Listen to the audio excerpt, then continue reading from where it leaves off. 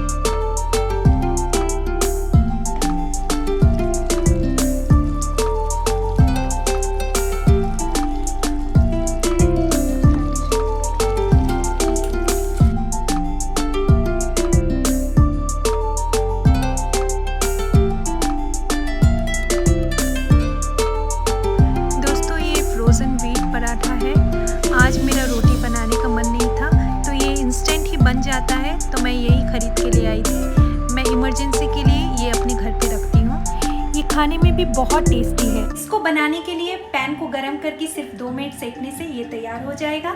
ये खाने में बहुत टेस्टी लगता है, लेकिन कभी कभी के लिए, ऐसा नहीं कि आप रोज़ रोज़ इसको बना के खाने लगे, क्योंकि घर की रोटी ही होती है। ये सिर्फ इमरजेंसी के लिए।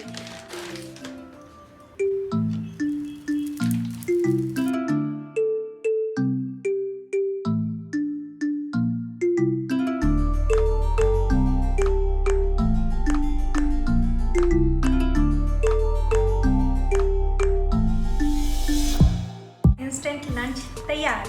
अब मैं खा के बताती हूँ कि कैसा बना है।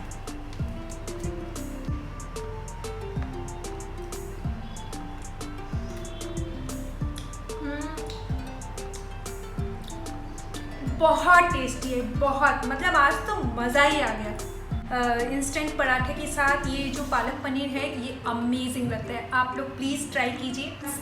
मेरे पास तो वर्ड्स की कमी हो रही है कि इतना टेस्टी बना है। आई विश कि मैं आप लोगों को खिला सकती। ये बाइट आप लोग के लिए, जो कि मैं खा रही हूँ।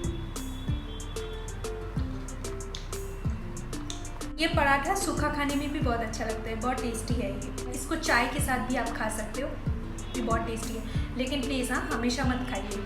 तो चलिए मैं लंच कर लेती हूँ और आज का ब्लॉग मैं यही ख़त्म करती हूँ। मिलते हैं आप लोग के साथ एक और ब्लॉग में। तब तक के लिए टेक केयर एंड खुश रहिए। And please don't forget to subscribe my channel, that is hummingbird vlog.